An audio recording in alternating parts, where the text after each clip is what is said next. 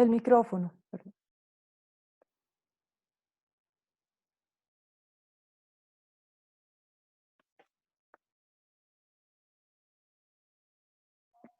Paola, Pau, tienes que abrir el micrófono. el micrófono. Ok.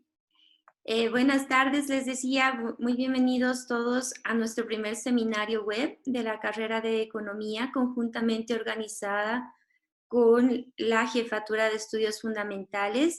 Les decía que vamos a darnos unos minutos más para poder esperar a que todos los participantes se conecten y arrancamos en un par de minutos, por favor.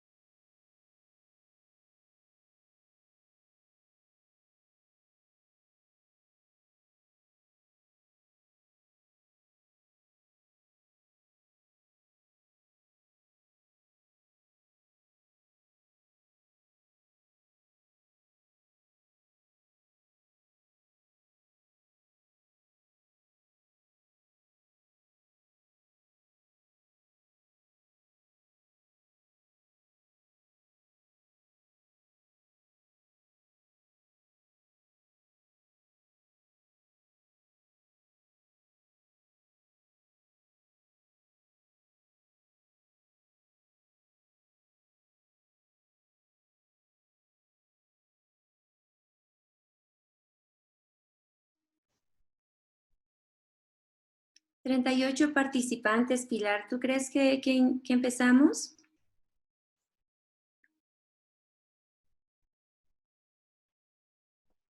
Yo considero que sí. Podemos Muy empezar bien. mientras se van Mientras se va. adicionando los demás. Perfecto. Bueno, nuevamente bienvenidos. Este seminario se titula Economía en tiempos de pandemia, oportunidad o resignación, y ha sido organizado conjuntamente por Pilar Osorio, jefe de estudios fundamentales, y mi persona, Paola Montero, jefe de la carrera de Economía UPB Campus La Paz. Permítanme primero presentar a nuestros panelistas. Con nosotros está Diego Alejandro Guevara, PhD, profesor de tiempo completo en la Escuela de Ciencias Económicas de la Universidad Nacional de Colombia. En dicha institución también funge de coordinador editorial de la revista académica Cuadernos de Economía. Su principal labor ha sido la docencia universitaria, la cual también ejerce de manera ocasional en varias universidades privadas de Colombia, como lo son la Universidad Javeriana, la Universidad de La Sabana y la Universidad Católica. Se ha especializado en la macroeconomía desde perspectivas heterodoxas y sus estudios se enfocan en problematizar la expansión del capital financiero en las economías emergentes. Es así un autor reconocido en temas de financiarización. Luego tenemos a Juan Pablo Fernández. Es economista con 15 años de experiencia en el análisis de políticas públicas. Laboró en el Congreso de Colombia y actualmente trabaja en el sector privado en una firma de abogados especializada en asesoría legal y estratégica a las empresas.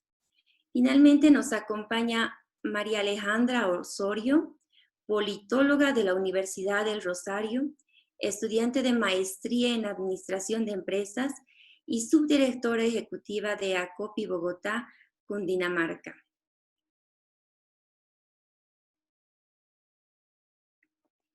Pilar nos va a presentar un poco la hermenéutica del seminario y cómo es que vamos a desarrollar nuestras preguntas. Adelante, Pilar. Gracias, Paola. Muy buenas tardes.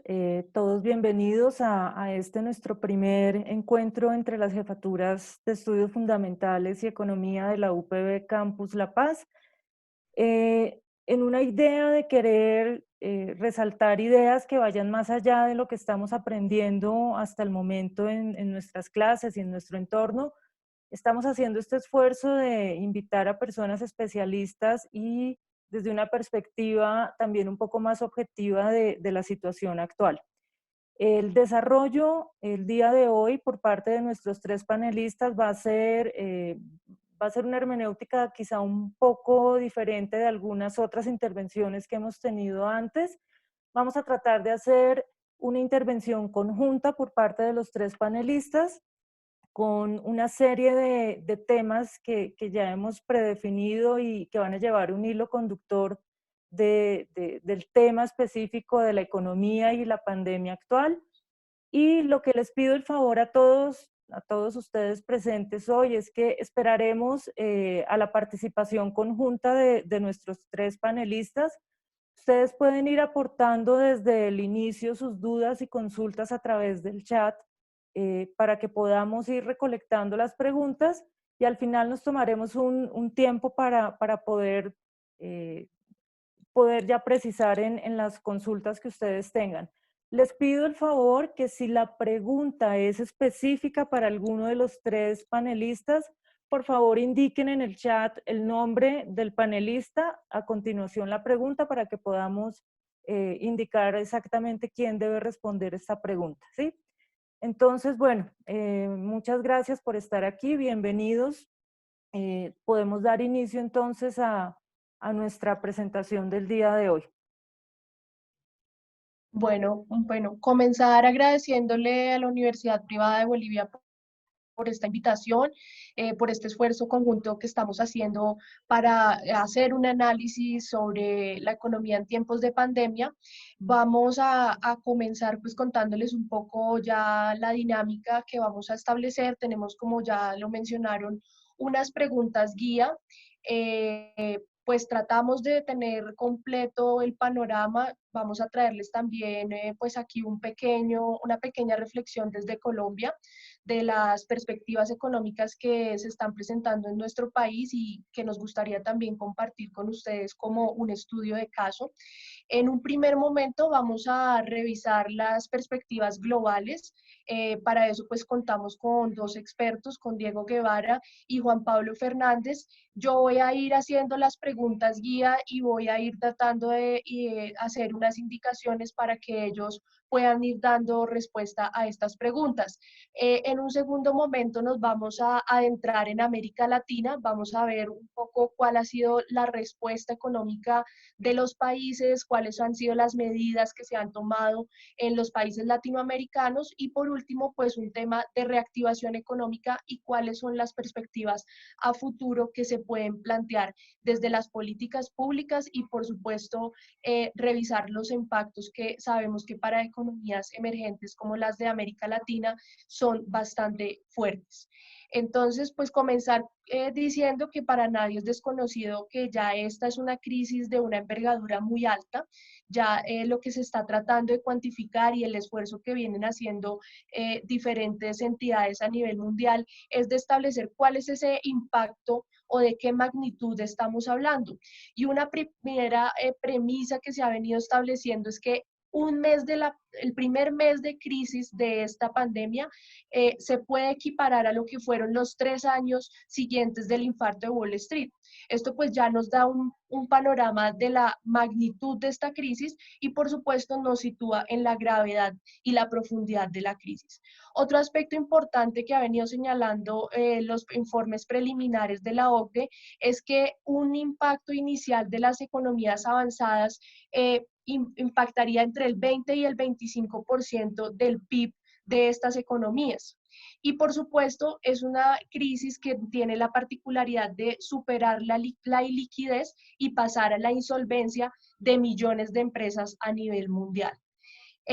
Otro aspecto relevante es mencionar que la liquidez de las empresas del sector empresarial pues viene siendo limitado y según un estudio de JP Morgan en el año 2016, para las empresas medianas y pequeñas de Estados Unidos, el promedio de días que se estimaba podían estar o tener liquidez en un cese total de actividades era de 27 días, tema que ha sido obviamente superado con creces en estos días de confinamiento a los cuales nos hemos visto obligados para la contención del virus COVID-19. Con este abrebocas, pues, y diciendo que por supuesto los impactos pues son de tipo asimétrico, es decir, no afectan de la misma profundidad a economías avanzadas que a economías en vía de desarrollo, pues vamos a escuchar algunas de las opiniones que tienen los invitados del día de hoy. Entonces, esta primera pregunta va dirigida para Diego. ¿En qué tipo de economía mundial llega el coronavirus? Es decir, un poco hablar de cuál era el contexto previo al coronavirus y la crisis económica del COVID-19, qué cambios podemos observar en la economía mundial a raíz de todas las estrategias de confinamiento que han tenido que optar los gobiernos de América Latina, pero de todo el mundo también. Entonces, Diego, si nos ayudas con esa primera pregunta. Bueno, buenas tardes a todos. Muchas gracias por invitarme a este seminario web y es un placer compartir con ustedes allá en Bolivia algunas ideas. Bueno, hay un primer punto que tú me mencionas, y bueno, antes del coronavirus, ¿en qué tipo de economía mundial estábamos? Hace aproximadamente 12 años, digamos, hubo una ruptura inicial en términos de las tendencias del capitalismo con la crisis de 2008, recordemos la famosa crisis de las hipotecas subprime y Lehman Brothers, y una crisis que algunos pensaron que iba a replantear los cimientos del capitalismo, pero pues realmente no cambiaron muchas cosas. De hecho, a pesar de que hubo un cambio del gobierno de Bush al gobierno de Obama, de un gobierno, digamos, republicano, un gobierno demócrata, en términos de las formas de concebir las finanzas globales y en general los subsidios que se le dieron al sector financiero en Estados Unidos, pues fueron muy amplios y prácticamente la economía siguió, digamos, su rumbo financiarizado. Cuando yo utilizo esta palabra financiarizado, hago referencia a un capitalismo donde cada vez los roles y motivos financieros son más importantes en la economía. Entonces, bajo este escenario, después, digamos, de 2008, un periodo, digamos, de lenta recuperación, pero Estados Unidos finalmente en los últimos 3 años estaba teniendo una recuperación un poco más acelerada, ¿no? Un poco que le coincide la suerte a Trump con un momento de ciclo económico creciente, pero de todas formas era un ciclo económico creciente en el que el peligro ya no era el gran endeudamiento de hogares en hipotecas, sino desde el 2018-2019 ya habían grandes preocupaciones por los altos niveles de endeudamiento de diferentes firmas. Entonces, de nuevo, digamos que después de 2008 el capitalismo se recuperó fuertemente de esa crisis financiera, sobre todo en países como Estados Unidos y en países centrales. Esto sucedió. No obstante, algunos países quedaron muy golpeados después de la crisis de 2008, como la periferia de Europa. Países como Grecia o países tal vez como Portugal estaban empezando hasta ahora, después de una década perdida, literalmente una década perdida, a recuperarse. Y en el marco de unos planes de austeridad muy, muy fuertes que les exigió la Troika de la Unión Europea para su recuperación, y apareció, digamos, el coronavirus. En el caso de América Latina, como para contextualizar un poco más, pues se venía de un choque fuerte de materias primas que tal vez al país que menos afectó el crecimiento económico pues fue Bolivia. Cuando uno mira los datos de crecimiento en general, países como Colombia, Brasil, Ecuador, Argentina, que dependen de diferentes materias primas como la soja, el cobre como Chile, Colombia, Ecuador como el petróleo, pues esas materias primas tuvieron un choque muy, muy fuerte. Y esto generó una aceleración económica muy fuerte de 2014 a 2017, incluso hasta 2018. De hecho, algunas economías aún no se recuperaban de la crisis cuando apareció, digamos, el coronavirus, ¿no? De esta crisis de las materias primas. Entonces, lo que ha inducido para muchos países latinoamericanos esta crisis es una profundización de la depreciación de sus monedas. Cuando uno mira, digamos, monedas como el real de Brasil, como el peso colombiano, incluso algunas de las monedas como el peso argentino han tenido una fuerte depreciación y asistimos a una gran salida de capitales. De hecho, antes de la crisis del COVID, ya la región había perdido algo de confianza, ¿no? Ya la región venía perdiendo algo de confianza, y ese es el escenario que teníamos, digamos, en ese lugar.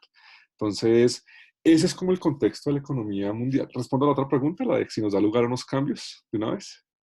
Sí, sí, respondamos Bueno, eso. entonces, digamos, en ese contexto que realmente era bastante inestable, ¿no? O sea, realmente la crisis del COVID ha profundizado digamos, una crisis de la que no nos habíamos recuperado del todo. O sea, la crisis en los precios de las materias primas no estaba resuelta del todo, y de ahí que diferentes países latinoamericanos estaban aplicando paquetes de ajustes, ¿no? Esos mismos paquetes de ajuste estructural que generaron diferentes movimientos sociales el año anterior. Ustedes recuerdan las protestas y las huelgas en Chile, las huelgas en Colombia, las huelgas en Ecuador por este impuesto a la gasolina.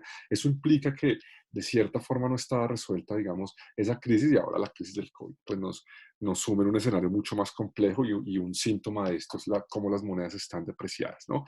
Y si miramos pues los cambios que nos da para la economía mundial, pues uno podría ser optimista, ¿no? Uno podría ser optimista y pensar que bueno, que de nuevo la economía se puede reactivar y que los estados están teniendo un rol importante para mejorar las condiciones económicas, pero tal vez esto solo sea temporal. Digamos que mientras las formas tradicionales y ortodoxas de manejar la economía pues sigan imperando, realmente estas políticas digamos, tipo Keynes son muy del corto plazo, y realmente para el largo plazo pues podemos volver a la misma estructura que es favorable para algunos actores de interés, ¿no? Entonces uno pensaría de una forma muy optimista que sí, que es la oportunidad de replantear el capitalismo, pero creo que ese mismo optimismo hubo en el 2008, pero realmente el sistema se reinventa pues muy rápido, y a veces no soy como tan optimista de pensar que van a haber cambios estructurales en términos de los modos de producción, de los modos de acumulación. Seguramente algunos temas como la renta básica, algunos temas en términos de política social pueden cobrar un poco más de importancia, pero creo que la estructura del sistema no soy muy optimista de que vaya a tener una reconcepción del capitalismo guiado por las finanzas. Bueno, Juan Pablo, no, me gustaría que de pronto complementáramos sobre la opinión que tiene Diego, un poco menos optimista. ¿Qué perspectivas a nivel macroeconómico podría haber en respuesta a esto? Voy a saltar un poquito la siguiente pregunta, y la siguiente pregunta que sí estaba en en la agenda, que es de qué forma las instituciones económicas multilaterales como el Fondo Monetario Internacional y el BID han atendido la crisis, y si estas recomendaciones pues son suficientes, sobre todo hablando de países emergentes. Bueno, un saludo para todos. Gracias a la Universidad Privada de Bolivia por esta mala invitación. Un saludo a su comunidad académica, a sus profesores, sus estudiantes, y a los administrativos que nos están ayudando a hacer posible esta administración. Y por supuesto, un saludo a Diego y a Alejandra. Un placer poder compartir con ustedes un panel y poder conversar desde aquí, desde Colombia, desde la fría Bogotá, con la más fría y alta y más alta gentes de La Paz.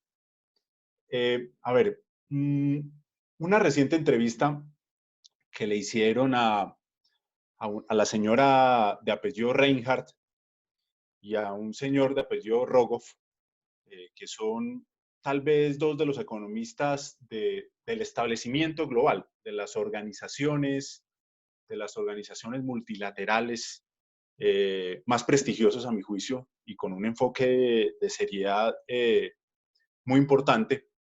Señalan unas cosas que quiero plantear aquí. Uno, ellos dicen que esta economía se parece mucho a la de la economía de la guerra.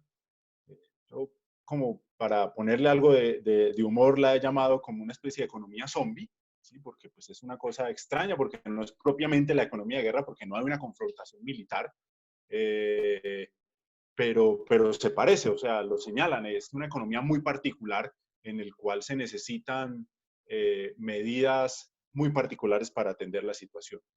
Eso es lo primero que dicen Reinhardt y Rogoff. Lo segundo que dicen es, en estas circunstancias no es posible mantener la independencia de los bancos centrales. O sea, este pilar de las políticas económicas que se implementaron especialmente en los países de América Latina, países que son unas especies de subsidiarios de la política económica global, que tan fuerte defendieron esta independencia de los bancos centrales como una especie de santo grial. Estas dos personalidades que fueron altos directivos del Fondo Monetario Internacional y hoy son profesores en escuelas muy prestigiosas del mundo de los negocios, dicen, en esta situación es imposible sostener la independencia de los bancos centrales. Luego es estratégico que se coordine la política fiscal con la política monetaria y que los gobiernos nacionales, estas sí son mis palabras, se pasen por la faja, aquí decimos en Colombia, es decir, se pasen por encima eso de las independencias de los bancos centrales. Lo tercero que dicen es, aquí lo que está primando es la incertidumbre como en 1929. O sea, no sabemos muy bien qué es lo que va a pasar. La única certeza que tenemos es que no sabemos qué va a pasar y la certeza sobre lo que pasó inmediatamente ayer y que estamos en una pandemia que va a afectar a un montón de gente y que en el caso, por ejemplo, de países como Colombia y en muchos países de América Latina, que hoy es el nuevo foco de la pandemia, estamos apenas empezando a contar muertos y a contar contagiados por esto. Lo cuarto que dicen es que hay que bajar las tasas de interés e incluso crear tasas de interés negativas. Y por último, no ven una vuelta a la normalidad antes de 5 años. Esto es lo que dicen estas dos personalidades del Fondo Monetario Internacional o exaltos funcionarios. Ahora, ¿qué es lo que yo estoy viendo como uno tiene que leer entre líneas todos estos comunicados que emiten el Fondo Monetario, el Banco Mundial, el Banco Interamericano de Desarrollo? Y yo diría como dos cosas para expresar la pregunta en ese marco inicial que hice. Uno, es una especie, a mi juicio, de sálvese quien pueda. Es más o menos, usted tenía una capacidad nacional para actuar y esa es con la que cuenta. Mire a ver cómo esa capacidad nacional le ayuda a resolver la situación que está enfrentando. Es decir, América Latina es un continente con una alta desigualdad, altamente informal, con unas debilidades estructurales en materia de su aparato productivo inmensas, extremadamente dependiente de la producción interna, en los mercados internos de la producción de bienes con bajo nivel tecnológico. Luego, usted no va a tener cómo resolver ese problema. Mire a ver cómo es que hace en medio de las políticas que nosotros siempre le hemos recomendado. Ojo con la austeridad, que no se le vaya a ir la mano en el gasto público y mire una serie de cosas. Miren ustedes unas cosas particulares con las cuales nos coge esta situación. El principal país exportador de medicamentos en América Latina es Panamá. ¿Alguien conoce una fábrica grande de medicamentos en Panamá? O sea, Panamá es el principal exportador de medicamentos en América Latina y todos sabemos que Panamá, allá en el puerto de Colón, es un centro de contrabando global. A las cosas hay que decirlas por su nombre. ¿Y eso qué significa? Que en medio de esta situación, donde se necesita una industria farmacéutica fortalecida, nosotros tenemos una industria farmacéutica absolutamente débil. Y esto las autoridades internacionales lo dicen, hombre, sálvense quien pueda. Y así de manera sucesiva, dicen toda una serie de cosas que es como leyendo entre líneas, cada uno verá cómo resuelve el problema. Y lo segundo que veo de esos organismos multilaterales es que cualquier cosa puede pasar, menos que se afecten las reservas internacionales para poder resolver alguna corrida financiera y poder atender los intereses de los acreedores de una región altamente endeudada y con presencia muy importante de capital extranjero. Es decir, cualquier cosa puede pasar menos que dejen de pagar la deuda externa y que dejen de garantizar que los flujos de capital, el balance neto de la renta hacia América Latina siga siendo negativo. Es decir, que América Latina siga siendo un exportador neto de capitales. O de otra manera, que América Latina siga siendo un país, una región de la cual se fuga del ahorro nacional para irse a los grandes centros.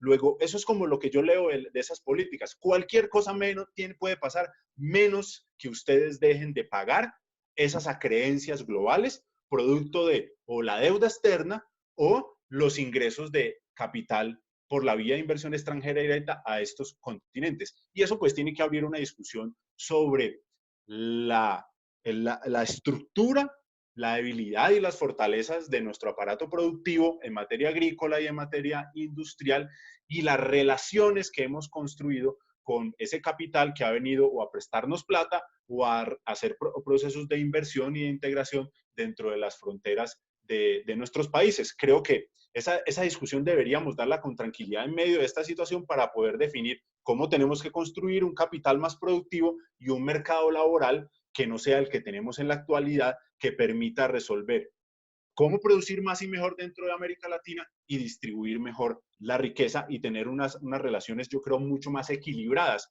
entre los países más desarrollados y los países de América Latina. Bueno, y entonces aquí pues vamos a enlazar perfectamente con la siguiente pregunta que tiene que ver con ya un poco hablando de América Latina.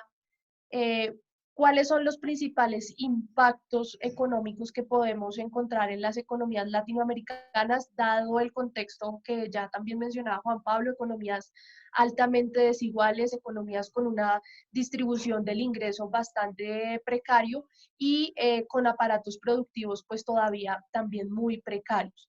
Entonces, esa sería la primera pregunta. Y la segunda, ¿qué podríamos decir de las respuestas de los gobiernos latinoamericanos en términos globales? Vamos entonces a darle primero la palabra. La idea es que la respondan ambos. Diego primero y luego Juan Pablo. La idea es que en esta pregunta nos tomemos cada uno 5 minutos. Bueno, muchas gracias, Alejandra. Bueno, se impacta de manera distinta. Bueno, yo creo que en términos macroeconómicos hay muchos patrones similares, ¿no? Yo creo que hay patrones de que en general somos unos países con una alta restricción externa. Esto quiere decir que en gran parte necesitamos de divisas todo el tiempo para el acceso a muchos bienes y servicios que vienen del resto del mundo. Entonces creo que este es un primer punto. No hay que olvidar que la crisis del COVID ha traído una de las fugas de capital más grandes de las economías emergentes, en general de todas las economías emergentes. Hay una salida muy fuerte, digamos, de capitales. Entonces, digamos, eso es un patrón similar que se puede ver en la devaluación de la moneda, es decir, que las monedas locales de diferentes países de América Latina pierden valor respecto a monedas de referencia como el dólar o incluso como el euro. Entonces creo que hay como una serie, digamos, de patrones muy similares, ¿no? Adicionalmente, cuando uno lo mira en términos de desigualdad, pues somos las regiones más desiguales del mundo y por lo tanto, digamos, el impacto es muy similar. Creo que hay como unos patrones, creo que más que pensarse de manera distinta, yo creo que hay unos patrones en términos macroeconómicos, pues muy similares, ¿no? Muy similares en términos del choque, independientemente de los tipos de gobiernos que, digamos que, pues que haya, ¿no? Evidentemente, pues algunos gobiernos más en un espectro a la izquierda política, otros un poco más a la derecha, pero en términos de la estructura macroeconómica es similar. Tal vez pueden haber diferencias en términos de los tipos de commodities de los que dependen los países. Seguramente los países más petroleros, de dependencia mucho más petrolera, tienen un choque más fuerte, porque incluso hubo una situación curiosa en el mercado financiero norteamericano y es que incluso en un día antes de que vencieran los contratos futuros, el precio del petróleo estuvo en un precio negativo. Esto implica que tocaba pagar para que lo guardaran. Y adicionalmente, pues es una de estas materias primas que tuvo un choque muy fuerte y de la cual los países petroleros dependen mucho sus finanzas públicas, ¿no? Entonces, creo que cuando uno empieza a ver por el tipo de commodities, los choques pueden ser digamos, levemente diferentes, pero pues más allá creo que que por la dependencia externa, que es el patrón tradicional, va a ser similar. Adicionalmente, creo que todos nuestros países aumentarán sus niveles de endeudamiento por la misma presión de las multilaterales que se da, que ya mencionaba Juan Pablo. Decir, hemos visto ya que muchos países han tomado las medidas a las que se resistían los movimientos sociales. Ecuador decidió de tajo poner el subsidio a la gasolina, el ministro de Hacienda o de Finanzas de Colombia ya ha tomado un poco la decisión, lo ha anunciado públicamente, que lo que viene después de la crisis será más austeridad. Entonces, las respuestas de política que vienen condicionadas por los créditos y los paquetes de auxilio de las instituciones multilaterales, pues seguramente van a tener impactos similares. Entonces, no, seguramente habrán algunas pequeñas diferencias, pero pues en términos macro, que es un poco lo que yo más trabajo, encuentro más bien pues muchas similitudes. Evidentemente hay algunos casos como el de Bolsonaro, que ha sido un escéptico de la pandemia y claramente pues si uno es escéptico de la pandemia, los resultados son desastrosos como se está viendo en Brasil en términos de número de muertos y demás, ¿no? Evidentemente el manejo político, creo que Brasil es como el lunar negro de un manejo político un poco diferente al resto de la región, independientemente de las orientaciones políticas. Argentina tiene una orientación política diferente a la de Colombia y también han aplicado cuarentenas estrictas, entonces creo que ahí uno podría encontrar algunos puntos distintos, ¿no? Y, y evidentemente, claro, estoy conectando con la segunda pregunta. Yo creo que pensar si ha sido acertada, tal vez ha sido acertada, pero no ha sido lo suficientemente profunda.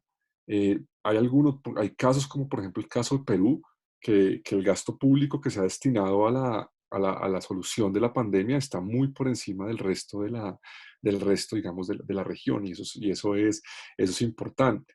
De hecho, han sido un poco más agresivos con el sector financiero en términos de, por ejemplo, permitir a la gente que utilice algunos de los ahorros en fondos de pensión privados para la pandemia, que claro, eso puede tener unos efectos sobre la pensión, pero eso tampoco le gusta al sector financiero. En cambio, otros países, como el caso Colombia, le han apostado en primer lugar a una defensa, digamos, de la banca y sobre todo a la estabilidad financiera por encima de tener unos programas sociales mucho más ambiciosos, ¿no? Entonces yo creo que esos son uno de los puntos que uno podría pensar. Evidentemente, todos los gobiernos latinoamericanos y todos los países del mundo han tenido que activar la bazuca del gasto público, les guste o no. La pregunta del millón es qué tan profunda y por qué tanto tiempo lo van a hacer. Decía un exministro colombiano que, bueno, que en esta pandemia, que la paradoja de seguir keynesiano en esta pandemia era que a todos les tocaba aplicar políticas keynesianas, pero que para algunos, como los que tienen una visión más ortodoxa de la economía, simplemente era como un rol de anestesiólogos que aplicaban la medicina keynesiana a la economía, pero pues luego usted se despierta y ya deja de ser keynesiano. Pues porque al final de la historia, cuando usted tiene un mayor nivel de gasto público, cuando usted recurre a que los bancos centrales puedan ser prestamistas del gobierno, pues eso no le gusta al sector financiero. Y hay unos países que han protegido más al sector financiero que otro, y en eso y en esa escala de qué tanto usted protege al sector financiero, uno podría ver qué tan acertado no es un gobierno. Si uno lo mira por encima, bueno, sí, todos han sido acertados, han activado la bazuca del gasto público, pero algunos lo han hecho a través del sistema financiero, privilegiando las transacciones financieras, privilegiando el fintech. Evidentemente, no es que esté mal usar las tecnologías de fintech y demás, pero al final, si no se hace con un uso práctico y transparente, sino de rentismo financiero, pues habría que preguntarse si la banca también sale fortalecida en la pandemia. Entonces, creo que eso sería otro punto ahí para reflexionar alrededor de si esa gestión ha sido acertada. Entonces, pues de nuevo, para resumir, diría que a simple vista depende de cada país qué tan profundo ha sido el nivel de gasto público y de compromiso, pero sobre todo estamos por ver qué tanto en el tiempo van a durar esas gestiones económicas, o si simplemente son paliativos del momento y después volvemos a lo mismo de antes cuando eh, pase un poco los picos de la pandemia. Bueno, Juan Pablo. Bueno, para complementar o para desarrollar la línea que traza Diego y como poner un énfasis en otro lado, pues porque comparto la línea que él traza en este sentido de la política económica, pero señalar lo siguiente. pues esta es una crisis en desarrollo y vamos a ver esto qué termina haciendo a hacer a una serie de gobiernos que no han sido capaces de hacer en el pasado. Pero quisiera resaltar como un par de elementos que a mi juicio son estratégicos en esto de atender la situación de la pandemia. ¿Por qué lo digo? Suele decirse que las crisis son oportunidades y creo que todos vamos a terminar en medio de esta situación. No sé cómo será en Bolivia, pero aquí en Colombia vamos a terminar como con un tatuaje en el cerebro que va a decir crisis es oportunidad, porque eso todas las personas con las que uno habla se lo repiten y se lo repiten y se lo repiten como si estuvieran repitiendo una oración que yo recuerdo por allá en mi pueblo cuando era chiquito, que se llamaba Los Mil Jesuses, que se la ponían a uno a rezar una vez al año en la Semana Santa. De niño, arrodillado, frente a una imagen, le ponían a repetir 1000 Jesuses en medio de la Semana Santa, y así se siente uno con esto de la crisis como oportunidad. Pero de verdad, ¿esto se está aprovechando? O sea, ¿es de verdad o es una frase que se repite como una copla, pero que no está llena de contenido? ¿Por qué planteo esto? Primero, Reinhardt y Rogoff dicen, hay que pasarse por la faja la independencia de los bancos centrales.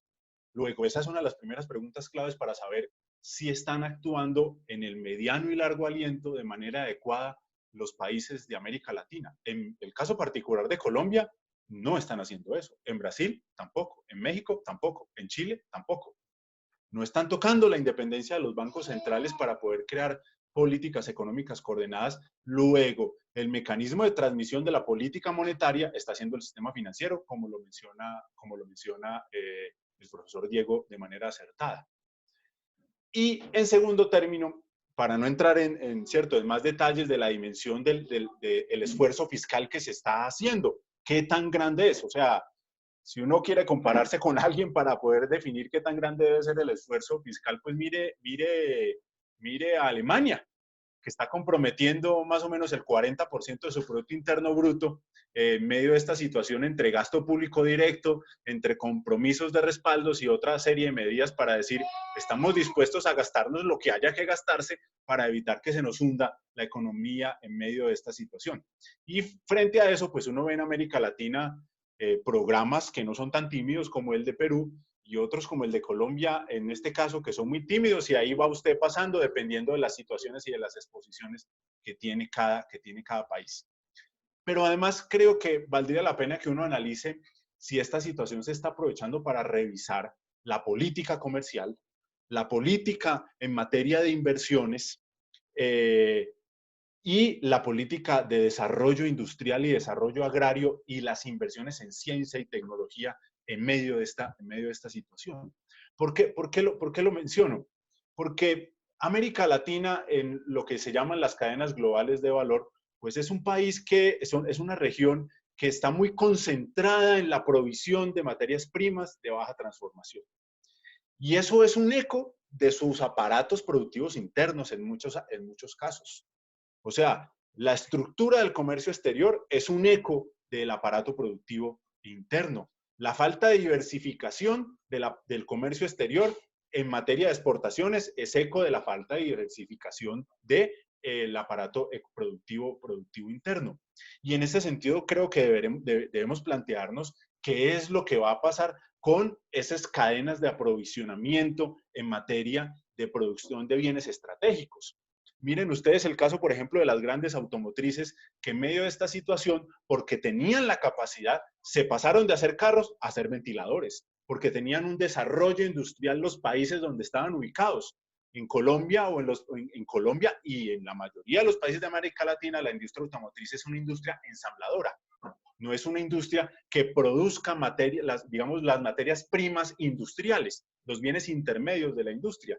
Y esta situación se va a aprovechar para cambiar eso y poder traer una serie de cadenas de valor a nuestras fronteras, o vamos a seguir exactamente igual para que se sigan consolidando déficits en cuenta corriente que son profundísimos y que hacen que se nos fuguen los capitales. ¿O vamos a hacer que las agriculturas recuperen en América Latina ese objetivo de ser proveedores importantes de la demanda nacional por alimentos? ¿O vamos a dejar que se siga importando bienes estratégicos en medio de estas situaciones donde ya se sabe que cuando hay este tipo de crisis, una serie de países deciden cortar los suministros de alimentos, con las implicaciones de hambruna que puede tener para aquellas naciones que son dependientes de esas importaciones de alimento? Y se va a permitir que siga siendo, por ejemplo, la propiedad intelectual una fuente de fuga de recursos por la vía del pago de regalías hacia los países desarrollados, o estos países vamos a usar toda esa propiedad intelectual que está libre en el mundo, que no está protegida en muchos de estos países, para crear base industrial de desarrollo científico, técnico, y que permita que haya una amplia innovación en las empresas familiares, no familiares, con vínculos con las bolsas de valores, emisoras de valores en el sistema financiero, etcétera, etcétera. Porque, por ejemplo, se ha dicho que las empresas familiares de América Latina son poco innovadoras, pero cuando usted va a las empresas familiares de los países desarrollados, ellas sí son innovadoras, porque tienen una base que les permite ser innovadoras. Creo que esta situación sobre la gestión económica de los gobiernos debemos dar como un salto en la discusión, partiendo de lo que plantea el profesor Diego sobre la política macroeconómica, pero que también saltemos a las políticas sectoriales, a la política comercial, a las relaciones, a las políticas de ciencia y tecnología, del desarrollo productivo y a las políticas de propiedad intelectual, para ver si de verdad esta crisis se está convirtiendo en una oportunidad para que nuestras debilidades nacionales se conviertan en fortalezas y podamos transformar de manera adecuada los aparatos productivos nacionales, y así sentar una senda de crecimiento que permita resolver tantos problemas en las economías latinoamericanas, como el bajo desarrollo científico-técnico, la desigualdad o las bajas financiaciones en los presupuestos para las artes, la cultura y el entretenimiento, entre otras muchas otras cosas. Bueno, estamos un poquito mal de tiempo, pero entonces voy a formular la siguiente pregunta para que Juan Pablo nos ayude. Ya después de este diagnóstico que hemos hecho de las economías latinoamericanas, cómo han dado respuesta, cómo algunas han sido más tímidas que otras. En el caso colombiano, en el gremio que yo represento, que es de pequeñas y medianas empresas, hemos señalado que este es un paquete de medidas económicas que no alcanza a responder a las necesidades del país. En particular en el país, en Colombia lo que está pasando es que las micro, pequeñas y medianas empresas, que conforman la gran parte del tejido empresarial, casi el 99%, y aportan al 80% del empleo del país, pues están viendo una respuesta a través de créditos, que es lo que ya han venido mencionando en términos generales Juan Pablo y Diego. Esta pues es una respuesta insuficiente, y más dado el contexto en el que estamos, porque son empresas que tienen, eso es un problema de insolvencia, no un problema de liquidez, y en este contexto pues eso es muchísimo más agudo. Una de las propuestas que nosotros desde el gremio hicimos, y que en algunos otros países como Perú se implementó, fue el subsidio a la nómina. Esto pues en miras a poder cuidar el empleo de las empresas, cuidar ese empleo formal, bien remunerado, que genera consumo, y que de esa manera la demanda del país pues no cayera abruptamente, porque generaría unos problemas muchísimo mayores si se cae la demanda. En este sentido, y desde la perspectiva pues de las empresas nacionales, de la necesidad del país de cuidar no solamente su tejido empresarial de la producción real, sino también de equilibrar eso con el sistema financiero, ¿qué sectores ganan y cuáles pierden en la crisis del COVID? Juan Pablo, si podemos responder esta pregunta en términos generales para América Latina, y ya después vamos con Diego la siguiente pregunta.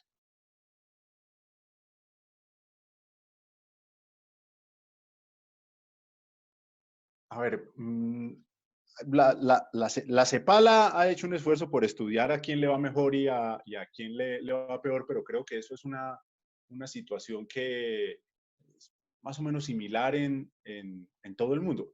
Pues le va peor a quienes su actividad, su negocio está relacionado con el contacto social.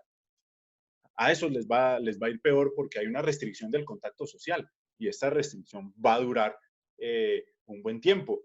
A las empresas vinculadas con el turismo, a quienes viven de las remesas por la crisis que hay en en los países del norte, a todo lo que tiene que ver con las artes, la cultura y el entretenimiento. Digamos que esas son empresas a las que les va peor, al comercio, al por menor, a las cadenas de aprovisionamiento. Y a la industria y a otras que no están tan dependientes como su área fundamental del negocio en el relacionamiento social o en el contacto social, pues también les va a ir mal porque se está viendo afectada la demanda y se está viendo afectada la oferta. Y yo creo que esto vale la pena para entender bien, más que a quienes les va a ir mal y a quienes va a ir menos mal y a quienes están encontrando la oportunidad en el mundo empresarial.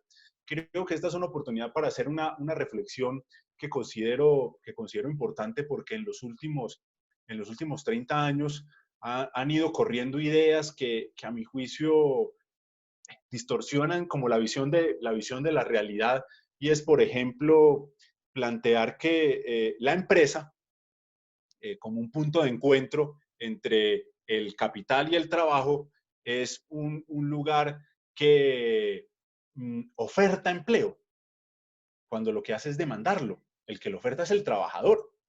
Y eso se ha ido como cocinando para desarrollar toda una serie de tesis que distorsionan la realidad y le evitan a cualquier persona que analice la economía como poder tener una orientación acertada simplemente para hacer correr ideas que justifican posiciones ideológicas y posiciones inconvenientes desde el punto de vista de los desarrollos nacionales de los países latinoamericanos, como por ejemplo que se garantiza el bienestar de la población trabajadora para que esa población tenga más demanda y así haya más mercado nacional y las empresas nacionales tengan a quien más venderle. O sea, vale la pena que miremos como esa serie de ideas. ¿Por qué razón? Porque para desmitificar cosas como estas, el trabajo es el generador de la riqueza. Y hoy hay imposibilidad para generar riqueza porque el capital no está pudiendo explotar el trabajo. Esa es, digamos, una razón estructural que está desarrollando esta crisis de oferta y de demanda. Y eso vale la pena que se vea como una especie de lección en estos momentos. Y esa situación está llevando a que, como la masa inmensa de trabajadores o no están pudiendo ser explotados por el capital formal o no están pudiendo desarrollar su vida en las actividades informales, pues está generando esta crisis tan berraca de poder colocar las mercancías de los servicios y los bienes por parte de las empresas en el mercado. Y eso vale la pena para que recuperemos, o sea, esta situación vale la pena, creo yo, para que recuperemos análisis que son fundamentales y que hacen parte de la realidad para que estos países nuestros puedan construir políticas económicas propias y que permitan a contribuir a generar beneficios generales para la población, más allá de entrarle en el análisis de a quién le va a ir más mal, a quién le va a ir peor, sino poder mirar como con ojo clínico síntesis y experiencias que nos permitan construir políticas económicas y una economía política de acuerdo con los intereses nacionales y con las necesidades de progreso del país, mirando ¿qué? Las diferencias que existen en términos de desarrollo relativo entre Bolivia, Colombia, Ecuador, Brasil, Argentina y todas esas diferencias que permitan construir allá una senda que resuelva problemas y de verdad, como ya lo dije hace un momento, convierta esta crisis en una verdadera oportunidad para construir fortalezas y oportunidades para corregir las tantas debilidades que quedaron en evidencia producto de la crisis de la COVID. Gracias, Juan Pablo. Vamos con Diego. La siguiente pregunta es enfocada ya al tema post-pandemia. ¿qué características puede tener esa economía mundial después del COVID y cuál podría ser cuál debe ser el rol del Estado y el gasto público en medio de esta, pues para superar la crisis más bien? Y los invitamos a quienes están conectados al webinar para que nos dejen más preguntas. Ya han empezado a llegar algunas, pero pueden ir haciendo más. Vamos a dejar un espacio al final para transmitirle estas preguntas a Diego y a Juan Pablo, y si también consideran que podemos aportar desde la experiencia de ACOPI, también con mucho gusto. Entonces, pues Diego, si nos ayudas con esta siguiente pregunta. Entonces, repito, ¿cuáles son las características después de la economía post pandemia y cuál debería ser el rol del Estado para afrontar la crisis? Bueno, es una pregunta, digamos, bien interesante, como lo planteé al comienzo. O sea, si uno parte de una perspectiva que no es como tan optimista de transformación estructural, eh, es decir, o sea, la economía va a seguir siendo capitalista, evidentemente, pero al final la pregunta es como dentro de qué tipo de capitalismo se va a jugar. eh, y seguramente si se sigue privilegiando el capitalismo guiado por las finanzas, puede ser una economía guiada por mucha austeridad, que puede ser, digamos, la fórmula tradicional. Ese puede ser, digamos, un rumbo que puede tomar, que digamos, que la ortodoxia económica, digamos, prevalezca, porque si bien ahora en el marco de la crisis, pues todos los hacedores de política son un poco más heterodoxos, un poco un poco en algunos lugares como Inglaterra se ha permitido que el Banco Central tenga ciertas posibilidades de financiar al gobierno. En otros países como Colombia eso no pasa. En general, los países de la región se ha sido como muy intacto con la independencia del Banco Central y adicionalmente con el pago de la deuda. O sea, si esas dos medidas que son claves, no se piensan modificar, pues básicamente lo que viene es después de la pandemia para poder seguir pagando la deuda pública tal y como venía y adicionalmente cumplir con los compromisos de los acreedores, pues al final va a ser una economía en muchos países con políticas muy dolorosas, de austeridad, con políticas de una nueva ola de privatización en América Latina, ya de lo último que quede, de unas reformas tributarias, digamos, muy estrictas. Si predomina, digamos, la ortodoxia económica, que es lo más posible, al menos, mientras hay cambios, digamos, de gobiernos. En algunos países es posible que, que haya un poco más de flexibilidad en el gasto público, que las reglas fiscales o estas normas de las finanzas balanceadas puedan tener algunas leves transformaciones, pero dependerá mucho al final de qué grupo de poder está. Pero más allá de esto, pues todas estas decisiones vienen fuertemente influenciadas por los organismos multilaterales que condicionan a los gobiernos independientes, muchas veces independientemente de su espectro político, son pocos los que se atreven a desafiarlos. Entonces, ese es como el escenario, digamos, pues más probable que yo veo. O sea, si uno ve muchos de los líderes, como por ejemplo Angela Merkel, en la crisis del 2008, en la crisis de Grecia estaba en el poder y hoy en Alemania sigue Angela Merkel y sabemos que las políticas fueron de una austeridad muy fuerte. O sea, un poco la medicina que se aplicó en Grecia para salir de la crisis profunda fue unas políticas muy fuertes de reducción del salario real, una ola de privatizaciones y un compromiso de pago a los acreedores. Y creo que eso tampoco ha cambiado mucho en Estados Unidos y en los acreedores. El Fondo Monetario dijo, bueno, vamos a hacer una moratoria para las economías de ingresos bajos. Es tal vez una excepción muy temporal y esto no se va a mantener. Y entonces, claro, esto es contradictorio con la opinión pues, que uno creería según su formación, digamos, teórica, pero si uno cree en el rol del gasto público dentro del capitalismo, y no solo el rol del gasto público en el corto plazo, mientras se equilibra la economía, como no le enseñan en los cursos tradicionales de macro, que realmente el gasto público y la demanda solo sirven en el corto plazo, pero en el largo no, pues esa es una visión, digamos, teórica de la economía. Pero, y al final es la que ha mostrado que si usted solo hace gasto público para las crisis y luego lo retira, pues al final será un capitalismo con altas concentraciones del ingreso, un capitalismo con problemas distributivos y altos niveles de desigualdad, ¿no? Entonces, al final el rol del gasto público debe ser un gasto público para largo plazo.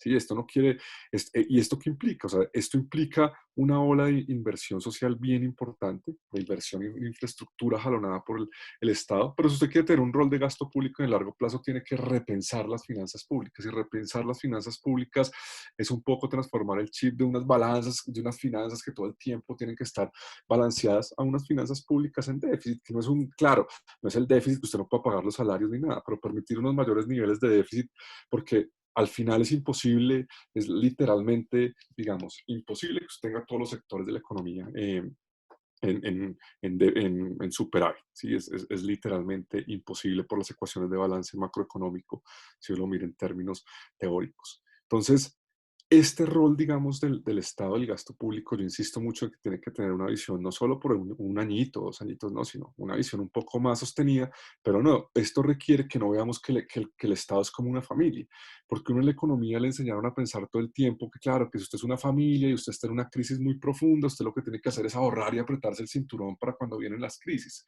Pero cuando usted es un Estado, esa lógica no funciona, sobre todo cuando usted tiene una moneda soberana. Hay otras formas de replantearlas y de ver las finanzas públicas. Hay una teoría muy bonita de Ava Lerner que plantea de las finanzas funcionales. Hoy hablamos mucho como de las finanzas sanas, pensando que el Estado es como una familia, pero al final las finanzas públicas son las que tienen que reactivar la economía. Los conceptos del multiplicador, del supermultiplicador que hoy estudian muchas escuelas heterodoxas latinoamericanas van a ser, digamos, clave.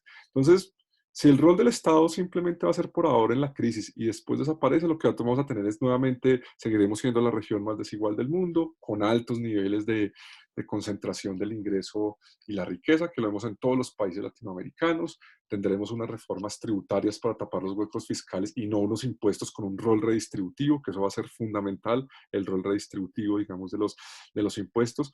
Entonces, al final ese debe ser el rol, o sea, debe existir un rol de gasto público que mejore la distribución y un rol del gasto público que permita activar la demanda. Esto después de la crisis. Claro, ahora durante la crisis hubo un debate si acá el problema ya no era solo de activar la demanda mientras estemos en la crisis, sino de cómo proveer los servicios básicos, ¿no? Y tal vez por eso Juan Pablo mencionaba el tema de la economía de guerra. O sea, si esta crisis, digamos, del COVID vuelve a haber una nueva oleada y las medidas de confinamiento y cerramiento pues no se relajan, pues seguramente no tiene sentido reactivar primero la demanda. O sea, lo que hay que suplir básicamente es pensar en una economía de guerra y usted cómo garantiza la oferta, digamos, de bienes básicos. Pero una recuperación, claramente la demanda va a jugar un rol muy importante y eso es lo que ha mostrado la historia de las crisis con el rol del gasto público. Porque es que si no, volvemos a cometer el pecado de 2008 de Estados Unidos. Aplican gasto público 2 años y luego se desaparece. Luego desaparece el gasto público para darle nuevamente poder a los actores financieros. Entonces, pues este keynesianismo bastardo un poco no tiene mucho sentido. Bueno, vamos entonces a ir a la pregunta final y pues aquí me gustaría que habláramos sobre algunos de los temas que para ir cerrando ya esta conversación. Lo primero, pues, es decir que las economías de América Latina, pues, tienen un gran reto antes de pandemia, que obviamente con esta crisis se agudiza, y es el tema de las profundas desigualdades especialmente en términos de ingresos monetarios de las personas, y esto, pues, tiene relación directa con uno de los aspectos que ustedes han venido mencionando, que va a ser clave para la reactivación, y es la demanda. Entonces, ¿cómo resolver el problema de la desigualdad a la luz de la reactivación de la demanda? Y por supuesto, desde el lado productivo, desde el lado de las empresas, hay unas preocupaciones bastante grandes y es sin liquidez, con un alto endeudamiento que va a quedar el sector empresarial, porque el primer paquete de medidas económicas, particularmente acá en Colombia, pero en América Latina también fue el de hacer créditos y endeudar a esas empresas. Entonces, si estamos hablando, y lo dice la directora de la OCDE, estamos hablando de una prolongación de crisis de hasta un año mínimo, para poder empezar a hablar de una recuperación económica, pues entonces allí tenemos unas dificultades y una de las propuestas que, por ejemplo, desde un gremio como ACOPI hemos hecho en Colombia es el hecho de hacer una reactivación de las cadenas de valor locales, de cómo hacemos más comercio, fomentamos la industria y fomentamos las cadenas agropecuarias al interior de Colombia. Y una segunda visión es otra vez volver a esos lazos regionales, a ese comercio intrarregional con los países vecinos con los que tendríamos también un potencial importante para el comercio. Entonces, dejaría esa introducción para las perspectivas económicas y vamos a darle pues primero la palabra a Juan Pablo y en segundo momento a Diego.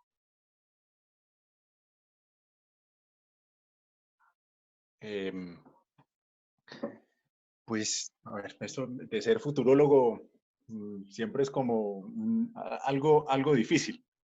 Pero yo creo que uno, para ensayar la futurología, debe como partir de cualquier análisis de perspectiva, de partir del presente. Mira, y bueno, ¿y usted cómo es que está? ¿Sí? Porque si uno se pone mucho a hablar del futuro, se le cierran las puertas del presente. Recuerdo yo esa frase que oí cuando era muy niño. Y en ese sentido, pues hay que sentarse para poder construir digamos, unos planes de reactivación acordes con las necesidades, con las capacidades y con las posibilidades de las poblaciones, de los agentes económicos, hogares, empresas, de las distintas comunidades que hay en América Latina. Pues hay que partir como bueno, ¿y cómo fue que nos cayó esto? ¿Sí? ¿En qué situación estaba usted para poder saber qué método de recuperación le introduce? Eso es como cuando usted entra a un hospital, pues le hacen el triaje y pasa y le hacen una serie de exámenes y dependiendo de los resultados de esos exámenes, de si usted tiene el pulso muy acelerado o lo tiene bajito, si tiene unos niveles de colesterol altos o le están colapsando órganos del cuerpo, pues le dicen el método para recuperarlo a usted es o este, o este, o este. O sea, a usted no le van a decir, venga, doctor, señor, es que a usted le está doliendo un pie y usted tiene quebrado el talón, luego le vamos a aplicar le vamos a hacer un choque eléctrico para curarle el pie que tiene quebrado. Oiga, pues es un método completamente inadecuado, ¿sí? Pero hay que partir de un diagnóstico sincero de la situación en la que estamos para poder definir un quehacer adecuado. Y yo creo que voy a tocar rápidamente una serie de elementos que tenemos que sincerarnos en nuestros países. O sea, ¿no? Tenemos que hacer un esfuerzo por dejar de ocultar una serie de realidades que si lo seguimos haciendo, pues no vamos a resolver una serie de problemas. Hay un elemento fundamental de los países que han logrado resolver sus crisis y es partir de un diagnóstico sincero de la situación.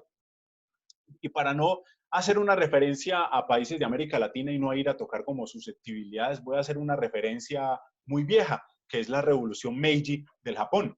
Cuando el Comodoro Perry llegó y parqueó 3 buques de guerra frente a las playas del Japón y les digo, señores, si ustedes no me abren las fronteras en un año vuelvo y me les tomo el país. Y el Japón en una autoevaluación dijo, miércoles, nosotros somos un país feudal, no tenemos ningún tipo de desarrollo, no tenemos infraestructura, no tenemos capacidad para innovar, no tenemos ningún tipo de capacidad. Luego, para resolver ese problema, tenemos que hacer la revolución Meiji, que implicó toda una serie de cosas. Y creo que América Latina debería hacerse una evaluación tranquila sobre las situaciones que tiene, por ejemplo, en la situación de las mujeres, en materia de condiciones laborales, que son la población más vulnerable, en materia de inversión de ciencia, tecnología e innovación, en materia de sus cadenas de aprovisionamiento, dónde las tiene ubicadas, en materia de desarrollo industrial, en materia de inversión en artes, en cultura y en entretenimiento, en las condiciones de su población trabajadora y en la capacidad de generación de riqueza de esa población trabajadora, en las posibilidades inmensas de sus empresas, familiares y no familiares, en la capacidad de reacción de los estados, en si estos estados tienen sistemas tributarios democráticos y al servicio del desarrollo, o simplemente al servicio de que América Latina sea un continente exportador neto de capitales, o sea, del cual se fuga su ahorro, o es un continente que dentro de sus países se logran contener los ahorros y aportar al circuito económico nacional. Y así de manera sucesiva. Si las relaciones son adecuadas en materia de cómo hacemos contratos de crédito con los acreedores internacionales, si esos contratos de crédito son adecuados, yo creo que el crédito puede ser una vía para ayudarlo a progresar usted, pero si usted tiene condiciones onerosas, si tiene condiciones leoninas, como llaman los abogados, pues el crédito se convierte en una vía para hundirlo a usted y evitar que usted progrese. Y así de manera sucesiva, creo que podría dar otra serie de ejemplos, pero creo que hoy, frente al reto de la reactivación, el primer análisis que tienen que hacer, y esta reflexión la hago pues porque estamos en el mundo de la academia, es hacer un estudio sincero y tranquilo de las condiciones en las que estamos en estas materias que he mencionado, y seguramente me faltan muchas otras materias para poder construir un camino adecuado de solución de la crisis. Porque si se sigue insistiendo en diagnósticos inadecuados, pues va a pasar lo que le pasa al enfermo que lo diagnostican mal, pues no lo curan o incluso le pueden terminar empeorando la enfermedad y causándole incapacidades, inhabilidades que pueden hacer que su vida sea una tragedia por el resto de los años que la mantenga. Y en ese sentido, debemos partir de un diagnóstico adecuado para poder trazar una ruta correcta de reactivación en beneficio de los intereses nacionales de cada una de las naciones de América Latina. Diego. Bueno, las perspectivas de la reactivación, a ver, yo creo que una vez en los modelos básicos de economía les enseñaron que viene un choque y que cuando el choque desaparece uno vuelve a quedar como en el punto de equilibrio, ¿no? Es como los conceptos básicos de economía, pero digamos, usualmente estos modelos están en un tiempo lógico. ¿Esto qué implica hablar del tiempo lógico? Hablar del tiempo lógico implica que cuando yo vuelvo a ese punto de equilibrio es como si todas las cosas siguieran igual y nada más hubiera cambiado, o lo que uno llama siempre ese ceteris o el ceteris paribus en economía, pero la realidad de esta pandemia es que por más de que se restablezcan las condiciones, hay muchos trabajos que ya no van a existir, hay trabajos que van a tomar un largo tiempo en reactivarse. Juan Pablo en algún momento ya mencionaba sectores como el turismo, sectores como el entretenimiento. Eh, y al final, pues, creo que entonces las perspectivas son de una reactivación muy, muy lenta. Son de una reactivación bastante lenta porque no solo depende de las medidas del país, sino países que están conectados con el resto del mundo también van a depender de lo que les quiera comprar en el resto del mundo. Y si las condiciones estructurales de esta pandemia global también hacen que la demanda por materias primas para el caso de nuestros países también se ralentice, porque la economía es un circuito donde están conectados los stocks y los flujos todo el tiempo, pues lo que vamos a tener es un escenario, digamos, de reactivación bastante lento. Y más aún, si la prioridad de diferentes gobiernos va a ser seguir, digamos, los preceptos de la ortodoxia de las instituciones globales, de estabilidad macroeconómica y el pago de la deuda. Entonces, esto va a implicar, digamos, al menos unos periodos de al menos una década de crecimientos muy lentos. Yo siempre veo que el Banco Mundial y el Fondo Monetario son muy optimistas en que para 2022 ya nuevamente se recupera la senda del crecimiento, pero yo creo que eso no es tan rápido, porque cuando volvamos a esas condiciones normales, seguramente habrán elementos estructurales que han cambiado. Entonces, digamos, yo no soy un poco tan positivo con la reactivación. Creo que va a tomar bastante tiempo y tal vez la velocidad de esta reactivación va a depender fuertemente del compromiso de los gobiernos con el gasto público sostenible, ¿no? Al final no son los mercados financieros los que, ni la banca, ni la financiación privada la que va a volver a llevar, digamos, la economía a unas buenas sendas, sino seguramente tendrá que haber unos mayores niveles de gasto público, así no les guste a muchos, ¿no? Pero sin duda, o sea, no, evidentemente hablar del futuro es complejo, pero en términos de las perspectivas creo que la reactivación, claro, no puede decir que algunos sectores se reactivan, mueven en algunos mercados, nuestros países que tienen altos niveles de informalidad, seguramente la informalidad se reactiva muy, muy rápido. Pero esos elementos que permiten flujos importantes de capital, que permiten avances en infraestructura, que permiten avances positivos en política social, se van a devolver, se van a demorar en volver, y sobre todo a nuestras regiones que dependen mucho de la financiación, digamos, externa, ¿no? Entonces, yo no soy tan positivo con ese, con ese panorama, ¿no? De hecho, no se ha ido el fantasma de la crisis, de crisis financieras o de crisis cambiarias, ¿no? Algunos países de la región como Brasil o como Colombia han logrado establecer, digamos, mecanismos de acceso directo desde vía swaps a la Reserva Federal, pero eso no tienen todos los países de la región. Y ante una nueva ola de la pandemia, lo que puede haber son crisis de tasas de cambio o finalmente crisis financieras y crisis bancarias por los altos niveles de endeudamiento que ya traían las familias y los hogares en diferentes países de Latinoamérica, ¿no?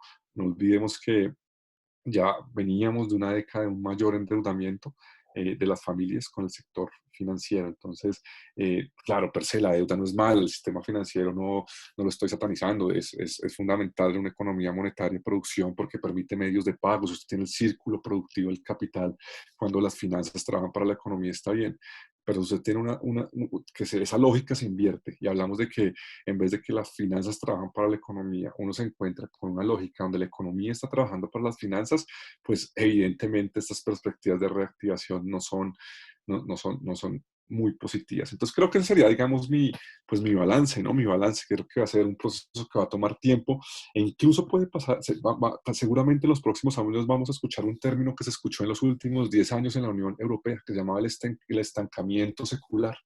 El estancamiento secular es que usted termina teniendo unas tasas de crecimiento muy pequeñas durante largos periodos que al final no permiten avances significativos en educación, en movilidad social, y seguramente sí, volveremos a atender algunos, este año seguramente todos nuestros países tendrán crecimientos o decrecimientos, es decir, PIB negativos, y en los años venideros habrán crecimientos, pero muy pequeños, lo que mostrará unas tendencias de estancamiento secular con estancamientos en las dinámicas distributivas. Esa es como, pues mi opinión, ¿no? Una economía nunca sabe al final lo que va a suceder, pero creo que si uno mira las crisis anteriores, lo que ha sucedido en los otros lugares y los discursos políticos y las señales que han mandado los mandatarios de diferentes lugares, ese es el camino que espera. Bueno, muchas gracias Juan Pablo y Diego. Tenemos algunas preguntas del público, entonces voy a hacer dos y el que quiera responder porque no están orientadas a ninguno en particular. La primera dice, ¿consideran sano bajar el nivel de impuestos como medida de apoyo para la reactivación del aparato productivo? Y la segunda es, ¿qué tanto golpea esta crisis la economía informal de la región? Entonces, no sé si brevemente los dos hacen una respuesta corta. ¿Me puedes repetir la pregunta, por favor? La primera es si es sano bajar los impuestos, reducción de impuestos, y la segunda es qué tanto golpea esta crisis a la economía informal, a la economía que está Bueno. con niveles de informalidad. Bueno, voy a empezar por la segunda pregunta. Hay algo muy importante y es que, claro, en general, si hay una característica de nuestros países, es que una gran parte de la población vive del día a día o está en lo que podríamos llamar la economía popular o la economía informal. ¿Y qué sucede con esta crisis? Que esta crisis ha llevado a que se mantenga la distancia social y se mantenga el confinamiento y por lo tanto las personas que viven de vender en los transportes públicos, de las ventas ambulantes, de las pequeñas tiendas y en general de los diferentes oficios de peluquerías y demás, pues no han podido trabajar y son personas que viven del día a día, entonces realmente son personas que no le están pasando nada bien, se ven obligados al rebusque de nuevo. Si uno mira diferentes lugares, ya la cuarentena se empieza a romper por sí sola en diferentes sectores populares de América Latina, porque a pesar de que hay advertencias de respetar las cuarentenas y de que hayan multas y sanciones, los actores de la economía popular al generar sus ingresos a diario, vivir en el día a día, en el rebusque, pues fundamentalmente la crisis los golpea muy fuerte, ¿no? Porque no tienen mecanismos de protección social, no tienen subsidios de desempleo, y a esta población es la que han tratado de llegar los programas de transferencias condicionadas, pero solo llegan a una parte muy, muy pequeña, digamos, de la población. Entonces, evidentemente, esta crisis golpea muy duro a la población informal, que al final son trabajadores independientes precarizados. El tema de los impuestos es un poco más complejo, porque usted puede preguntar, bueno, ¿y a qué tipo de actores les voy a bajar los impuestos, ¿no? Y bajo qué circunstancias, ¿no? O sea, al final usted puede tener, digamos, sí, pues puedo tener dimensiones de que bajo los impuestos para para aliviar las cargas, pero en la visión ortodoxa de las finanzas, pues entonces más adelante le tocará hacer nuevas reformas tributarias para tapar esos huecos que le dejaron. Y además, así usted, digamos, el hueco no solo viene si usted vendría a bajar los impuestos, sino, pues, evidentemente porque hay menores niveles de tributación. Pero claro, eso sería bajo una perspectiva, digamos, pues bastante tradicional de la economía. Como medidas de últimas instancias, los países están tomando medidas alrededor de aplazar los pagos de los impuestos. De hecho, en mi país, Colombia, van a haber 3 días sin IVA, que hay todo un debate alrededor si estos impuestos de valor agregado los puede suprimir algunos días para aliviar las compras de las familias. Pero al final estos son, digamos, pañitos de agua, de agua tibia, son unos pañitos muy, muy suaves porque, pues, en una perspectiva muy, muy radical de las formas de ver la moneda, pues usted como Estado al final no necesita de los impuestos para financiarse, ¿sí? Los impuestos más bien tienen un rol redistributivo y más no de financiar, ¿no? Lo que algunos llaman como MMT o Modern Monetary Theory o enfoques neochartalistas. O sea, claro, es una perspectiva radical que puede tener sus limitaciones en países emergentes, ¿no? Pero bajo esa perspectiva, lo que usted necesita es hacer gasto para luego sí poder cobrar, digamos los buenos impuestos. No tiene mucho sentido pues bajar los impuestos si al final no se reactiva la economía, ¿no? O sea, si uno lo parte de esa perspectiva, porque uno que puede decir que fue primero el gasto público o los impuestos. Evidentemente, si usted va a pagar impuestos, tienen que provenir de una actividad que le genere gasto. Y de nada tiene ningún sentido bajar los impuestos si no hay una reactivación económica, ¿no? Entonces, esto hay que verlo realmente con cuidado. Perfecto. Bueno, las siguientes dos preguntas para Juan Pablo. Sí. Ah, bueno, dale. Sí, es para ir avanzando porque tenemos Sí, ahorita unas perfecto, más. perfecto. Entonces, nos pregunta Giancarlo. Buenas noches. Para todos los panelistas se habló de efectuar políticas keynesianas para la reactivación de las economías.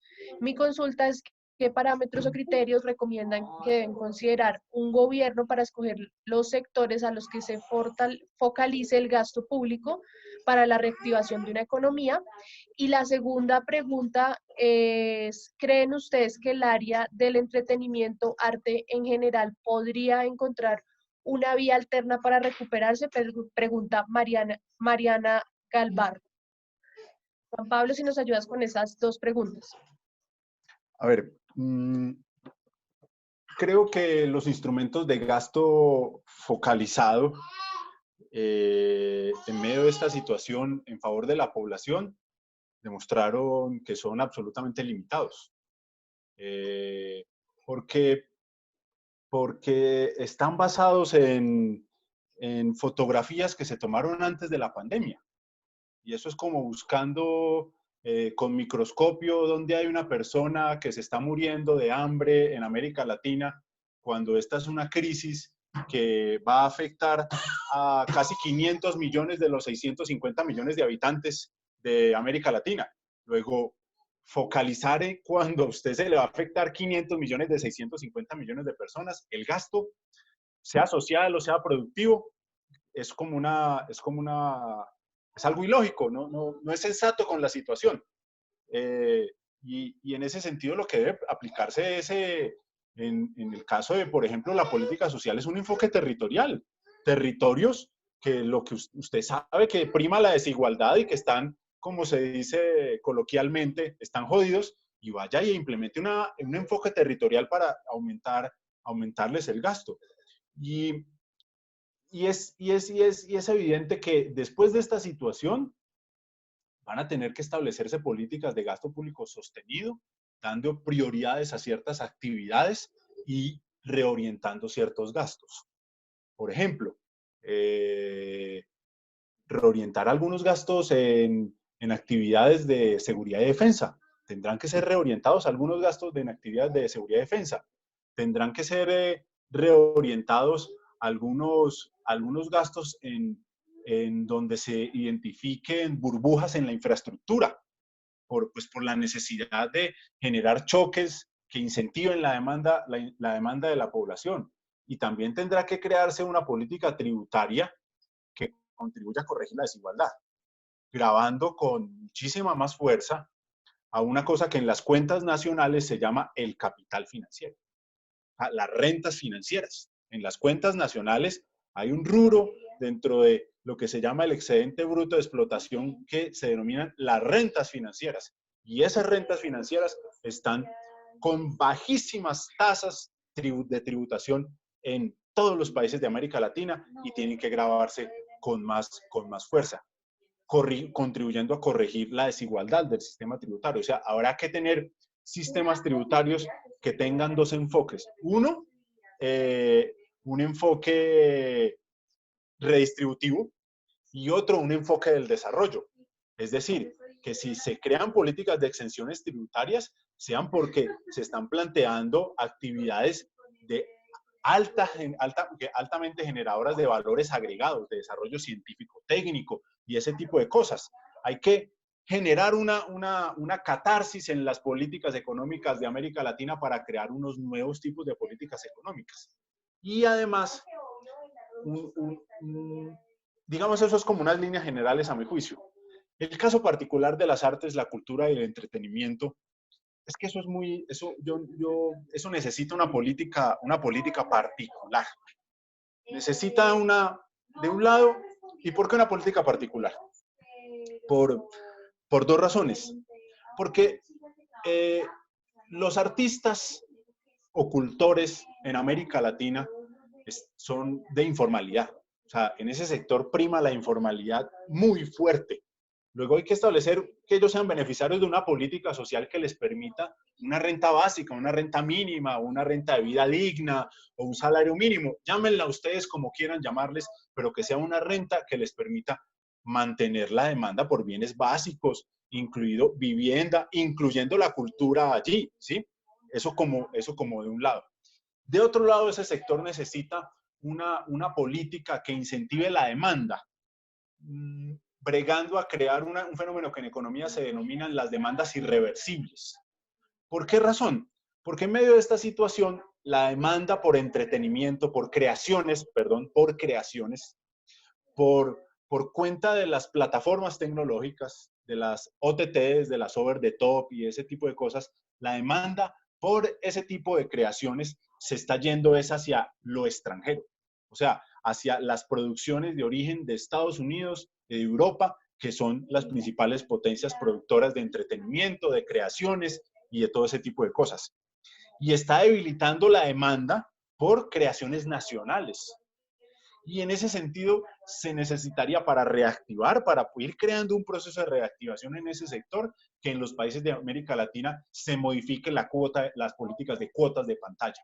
Es decir, que se le dé mayor prioridad a las creaciones nacionales, para que se le dé salida a esa oferta de creaciones de los cultores nacionales y que puedan asentarse en el público de América Latina y acentuar la creación de identidad nacional, mantener ese pegamento de identidad nacional. Ustedes no se imaginan cómo la identidad nacional juega un papel estratégico y fundamental en la superación de crisis como esta o cualquier otra, pero esta particular, la identidad nacional es fundamental. Y si nosotros permitimos que las identidades nacionales se debiliten, el proceso de recuperación será muy difícil. Además, porque esa mayor demanda por lo extranjero está creando un proceso de que las regalías se vayan hacia afuera. Eso de un lado, en la demanda. Y en la oferta, la producción de creaciones culturales es muy particular porque allá hay una serie de personajes que son muy importantes para el mantenimiento de lenguajes, de tradiciones culturales, artísticas, de memorias nacionales que hay que cuidar en estos momentos. Hay que lanzar como una especie de política de arca de Noé, de escogerlos para salvarlos y protegerlos, cuidando nuestra identidad nacional. Yo lo voy a explicar con un ejemplo y concluyo aquí en Colombia. En Colombia hay un artista que es el único que es dueño de una escuela que se llama el Teatro del Silencio. Eso es más conocido como el mimo, el teatro del mimo, el de Marcel Marceau y ese tipo de cosas. Él es el único dueño de ese lenguaje en Colombia. Si esa persona se muere o desaparece, ya quebró su teatro, ya cerró su escuela, se va a perder la posibilidad de enseñarle a los artistas colombianos, a los teatreros colombianos, esas técnicas. Y para poderlas recuperar pasarán 20 o 30 años. Y así pasa con muchos lenguajes artísticos. Estoy mencionando el teatro, pero pasa en la literatura, en el cine, en la escritura, en una cantidad de cosas. Luego es necesario proteger esos artistas, esos lenguajes, capitales, infraestructuras para poder salvaguardar el sector. Y de ahí trazar un plan de reactivación que sea acorde con las realidades del contacto social, pero con un énfasis fundamental en las demandas del público de América Latina, para que esas demandas se muevan hacia la oferta de creaciones de origen nacional. Eso esbozaría yo como de manera gruesa en ese sector que es tan particular para la identidad nacional y para la superación de una crisis como la que estamos viviendo. Bueno, si los organizadores nos permiten, vamos entonces a tomar otros 10 minutos para resolver las 3 preguntas que nos quedan. Dice Joshua Belot, para el primer panelista, asumo que es Diego, dice, ¿existe un modo de producción que no sea el capitalista en el mundo? ¿Se lo quiere cambiar o mejorar? ¿O cuál es la opción? Esa es la primera pregunta para Diego. La segunda, dice también Joshua, al igual que en otras crisis, la política de activar o reactivar la demanda y la misma crisis causa que los ciudadanos se refugien en una moneda más fuerte o se mantienen su preferencia por la liquidez en moneda nacional, que es la que utiliza para bienes de primera necesidad. Bueno, listo. Bueno, respondamos las dos preguntas. Muchas gracias, Joshua, por las preguntas. Pues evidentemente en la historia han existido diferentes modos de acción y de acumulación que diferentes al capitalismo, ¿no? Al final, la definición de economía que a mí más me gusta no es la que uno usualmente le enseñan en los libros de texto es que la economía es la asignación eficiente de los recursos escasos, sino al final la economía es estudiar las leyes de la producción, la distribución y la acumulación, y eso se puede hacer a través de diferentes sistemas. Yo creo que un poco el proceso para avanzar en un mejor bienestar para los seres humanos, que al final lo que uno quiere con la economía, pasa por matizar el capitalismo. O sea, los últimos 20 años hemos estado en un capitalismo muy agresivo, muy jalado por las finanzas, que ha tenido unas consecuencias distributivas muy importantes. Un capitalismo que está dejando atrás a muchas personas, un capitalismo que hace que una generación joven tenga que trabajar 4 veces más que sus padres para comprar una vivienda, un capitalismo que deslocalizó mucho la producción y se centró más en las finanzas y olvidó, digamos, la producción nacional. Entonces, eso es un punto, digamos, bien importante por lo que uno repiensa de mejorar un capitalismo. Y seguramente los cambios al capitalismo tendrán que pasar por las mejoras al cambio climático y demás. Seguramente en 200 años ya no hablaremos capitalismo, sino pues otra cosa que no sabemos. Esa será la gran pregunta, pero evidentemente sí el capitalismo tiene que matizarse y tener una orientación, digamos, en términos distributivos muchísimo, muchísimo mejor. Y la otra pregunta que me haces es, tú me dices, bueno, que si uno para reactivar la demanda hace que la gente se refugie en una moneda más fuerte, pues no necesariamente, eso va a depender de qué tanta confianza tiene usted en la moneda soberana. Evidentemente, si no hay confianza, digamos, en la moneda, pues usted no puede tratar de reactivar, digamos, la demanda con expansión y política monetaria, pero usted tiene confianza en la moneda, digamos sí. Entonces creo que eso va a depender mucho más de las pues de las condiciones y de la confianza que haya en los bancos centrales, ¿no? Creo que eso al final es lo que sucede. O sea, esa preferencia por la liquidez más que de si por moneda local o por moneda extranjera, tiene más que tenga que ver con una política de reactivación de la demanda, tiene que ver es con la confianza que hay en la moneda y también con el tipo, digamos, de moneda que se usa como bien de cambio. Entonces creo que no necesariamente está asociado a reactivar la demanda, esa, esa preferencia por la liquidez. Creo que hay unas causas estructurales más grandes como los tipos de política y la confianza que tienen los ciudadanos en su moneda. O sea, Estados Unidos, pues nadie nunca duda del dólar y evidentemente pues Estados Unidos después de 2008 ha hecho políticas de quantitative easing, de relajamiento monetario muy, muy grande y pues eso no hace que se refugien en el euro o en otro tipo, digamos, pues de monedas. Claro, esto es un caso muy extremo porque es Estados Unidos, pero para mí tan lejos, otros países con monedas, digamos, o con monedas con alta confianza, pues no suele suceder que la gente cambie fácilmente sus preferencias. Más bien es donde no hay confianza en la moneda, que eso viene de acumularse en los años, las pérdidas de las confianzas, donde han habido crisis cambiarias profundas, caso Argentina, por ejemplo, pues siempre hay un temor porque queda en la memoria de las personas esa pérdida de la confianza en la moneda. Creo que tiene que ver más con eso que con políticas de reactivar la demanda. Bueno, vamos entonces, Juan Pablo, con la última pregunta.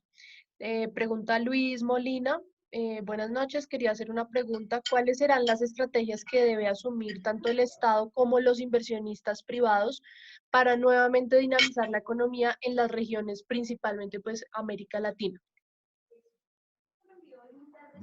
En esta situación en la que estamos, el sartén por el mango lo tienes el Estado. O sea, a esta fase en la que estamos, que es en la fase como entre la precrisis y la crisis, donde ni siquiera hemos terminado la primera oleada de contagio, o sea, todavía estamos en desarrollo de la primera oleada de contagio, ya le está despuntando el inicio de lo que sigue, que es las declaraciones de bancarrota.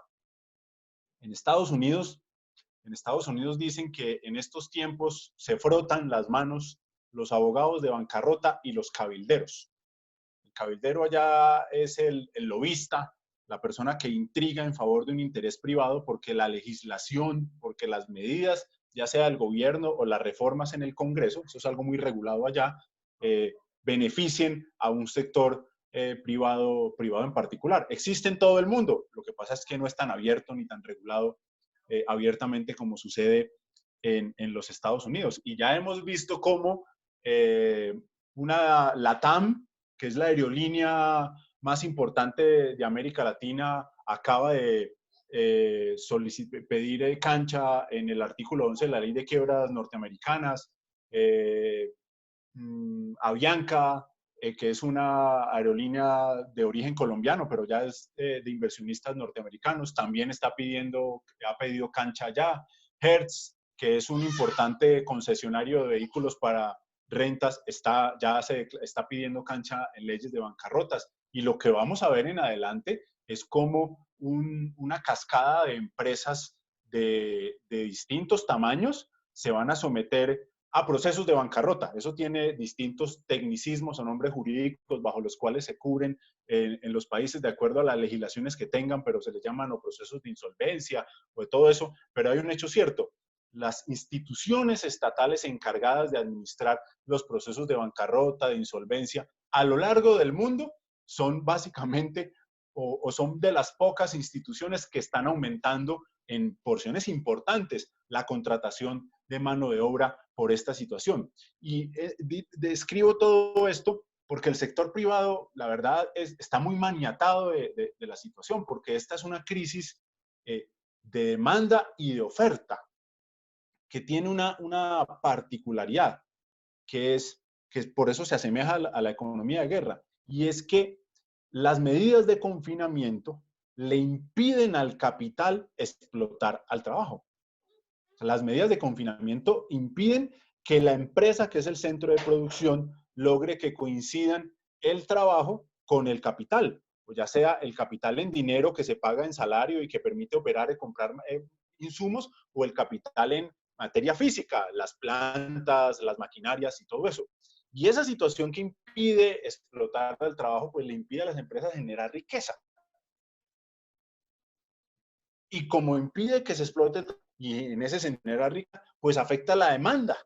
Y al afectar la demanda, pues las empresas no venden. Luego el actor principal que tiene posibilidades para actuar no es la empresa privada, es el Estado. Es más, hasta las empresas más grandes, en un estudio que citó hace un momento, María Alejandra, pues tienen caja para aguantar 2 meses o 3 meses, no tienen caja para aguantar más. Si la situación de confinamiento sigue, esas empresas no van a tener caja. O sea, ¿quién se iba a imaginar que un gigante como Boeing, una empresa centenaria, le iba a pedir cancha como le está pidiendo al gobierno norteamericano? Y es el gobierno norteamericano el que la está salvando. Luego, en este momento, el principal actor, la precrisis, la reactivación, recuperación y superación final de la crisis es el Estado, a través de los instrumentos de política económica que tiene. Y en materia nacional, pues lo que hay es que los distintos sectores de la vida, de las vidas de los países, es sentar al Estado y decirle, bueno, señores, ¿ustedes cómo es que van a garantizar que nosotros pasemos este charco, pasemos esta situación tan adversa y podamos superarla y reconstruir una senda? Y en eso van a caer todos, el sector privado, grande, pequeño, mediano, de todos los tamaños y de todos los pelambres, y las poblaciones trabajadoras en la informalidad o en la formalidad van a hacer que el Estado tenga que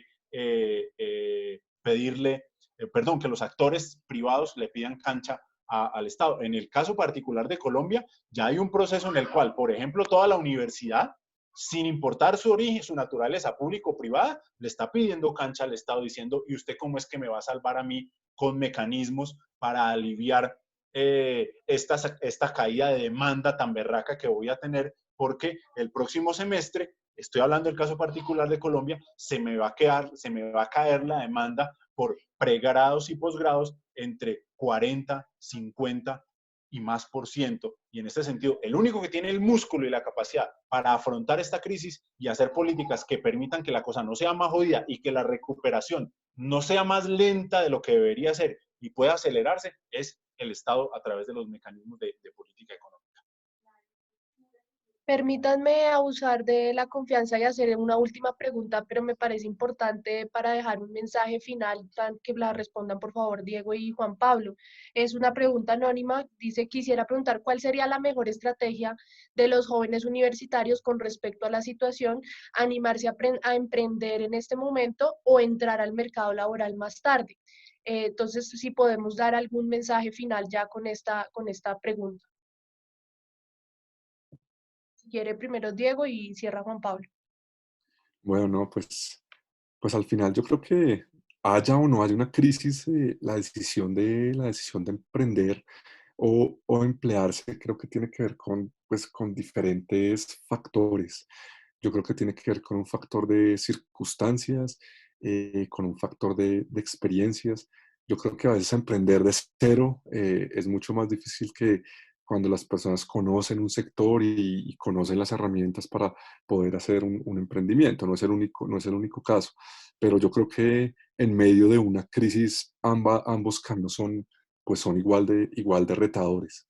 Son igual de retadores porque evidentemente cuando pues si usted como empresario no tiene expectativas hacia el futuro, va a ser mucho más difícil encontrar un empleo. Pero esa misma carencia de expectativas hacia el futuro también están en el campo de juego, digamos, del emprendedor. Entonces creo que al final toca tener los diferentes mecanismos sobre la mano y tomar las decisiones según las circunstancias, según los diferentes tipos de apoyos que uno tenga, las facilidades que haya de acceso a créditos, de apoyos familiares, de conocimiento de los sectores.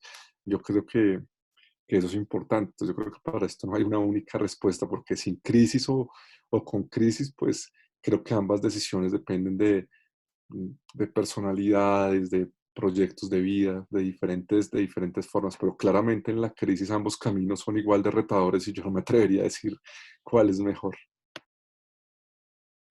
Juan Pablo. Yo diría un par de cosas. Una, pues, a la que aprovechen la universidad, es lo primero, ¿no? O sea, que no se pongan a pensar mucho en que no, ¿qué voy a hacer yo si emprendo, si me voy a poner a trabajar o a iniciar un proceso de emprendimiento? Antes de pensar en ese futuro, pues piensen en el presente. Insisto sobre esa frase, que quien piensa mucho en las puertas del futuro se le cierran las del presente. Y en ese sentido aprovechen la universidad. Eso es un espacio, un lugar que realmente es muy bello en la vida de cualquier persona. Es un lugar donde uno forma el pensamiento crítico, se forma una visión del mundo, puede educarse en democracia, en filosofía, en tantas cosas que la universidad le puede permitir a uno.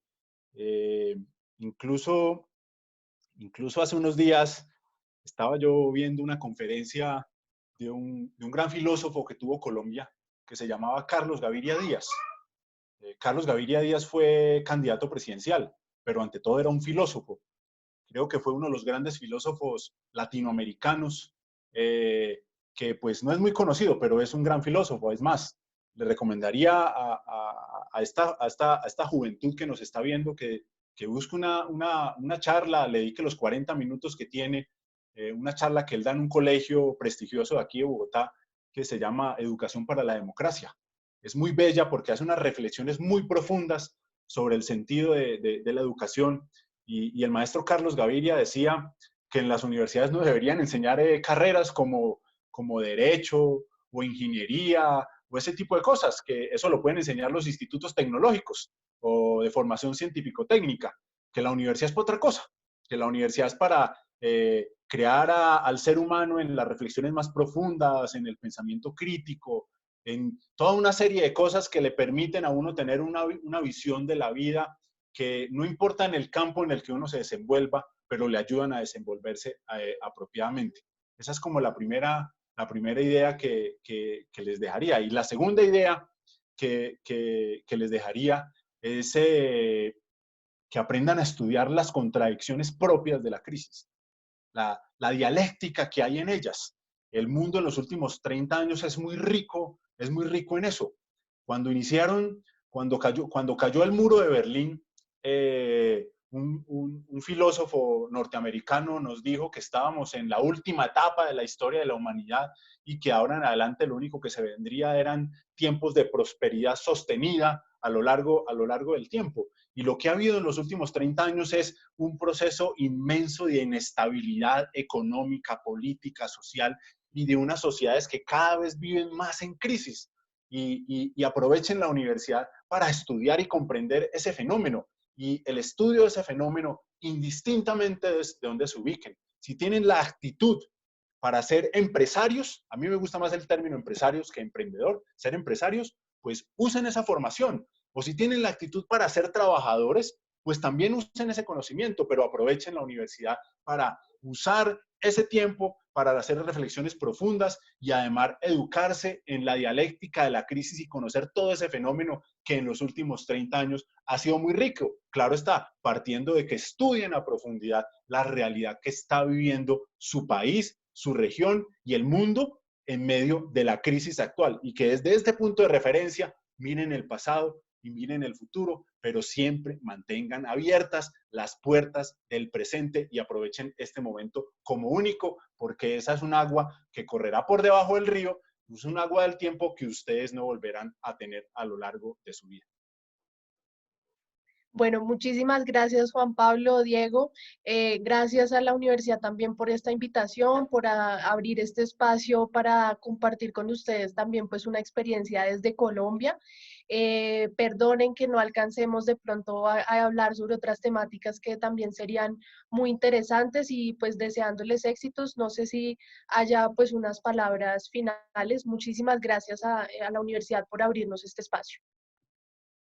Bueno, no, muchas gracias Alejandra por la invitación, a María del Pilar, a Paola y a todas las personas de la universidad por invitarnos. Realmente es muy interesante compartir con otras personas de nuestra región en América Latina y de nuevo muchas gracias a todos los que nos siguieron por Zoom y por el Facebook Live. Muchísimas gracias. Yo también, muchas gracias por la invitación. A mis saludos muy afectuosos a María Alejandra y a Diego, y también, por supuesto, a mis amigos. Espero que algún día choquemos las manos de la Universidad Privada de Bolivia y pues evidentemente reiterarles el agradecimiento por esta amable y muy grata invitación que nos hicieron a nosotros aquí, estos colombianos que también quieren mucho a los bolivianos. Bueno, muchas gracias Diego, Juan Pablo, Alejandra. Realmente nos han dado una hora y media y nos hemos pasado del tiempo de un conversatorio muy interesante. Lamentablemente han quedado preguntas que no han podido ser atendidas y esto nos da idea a pensar de que han quedado temas en el tintero y tal vez podríamos pensar en reunirnos nuevamente para continuar este tipo de actividades. Muy agradecidas por el tiempo y por la interesante charla que nos han dado. Gracias de verdad. A ustedes muchas gracias, muy amables. Listo, mil gracias por todo. Fue un momento bien interesante de reflexión y de oír opiniones diferentes, ¿no? Bien. Bueno, como nos hemos pasado un poco del tiempo, yo creo que vamos a tener que cerrar acá. Pero esta es una oportunidad para conocernos y como decía Juan Pablo, quién sabe vernos personalmente en el futuro. En el corto plazo creo que apuntaríamos a reunirnos nuevamente en otro seminario.